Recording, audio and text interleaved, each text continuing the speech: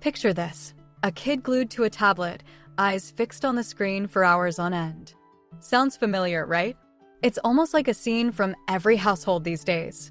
But here's the kicker: not all screen time is created equal, and setting healthy limits can actually transform how kids interact with technology and, believe it or not, even how they thrive in daily life.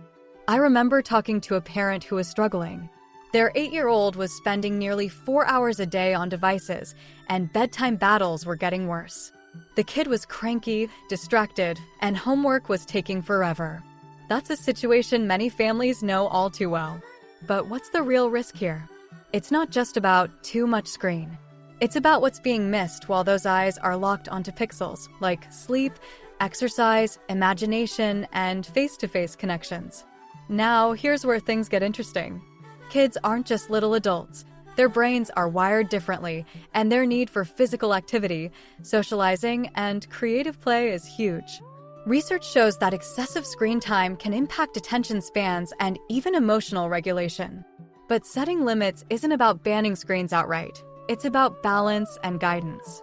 Imagine creating a family screen plan, almost like a game or challenge everybody buys into. One parent I know set up a system where screen time earned by completing homework or chores. This approach turned technology use into a privilege that felt earned rather than granted. Over a few weeks, not only did screen time drop, but the kids started getting homework done faster, and even bedtime struggles eased up. Small tweaks, big results. If you're wondering where to start, a good rule of thumb comes from pediatric guidelines. Kids aged 6 to 12 should generally have about 1 to 2 hours of quality screen time per day. But quality is key. Watching educational shows or doing interactive learning apps beats endless scrolling any day. And screens shouldn't be the default boredom buster. Here's something many overlook. The physical environment around screen use plays a huge role.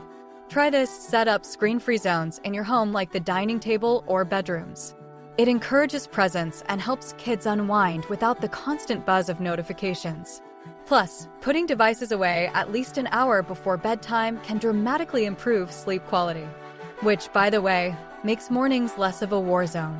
By the time I had my third conversation on this topic, it hit me: this isn't just about kids, it's about the whole family finding a rhythm that works for everyone.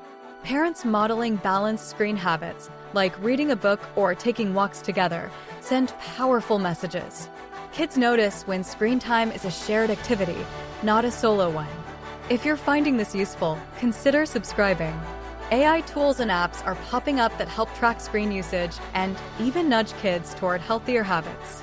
Missing out on these could mean falling behind in managing this tricky modern challenge.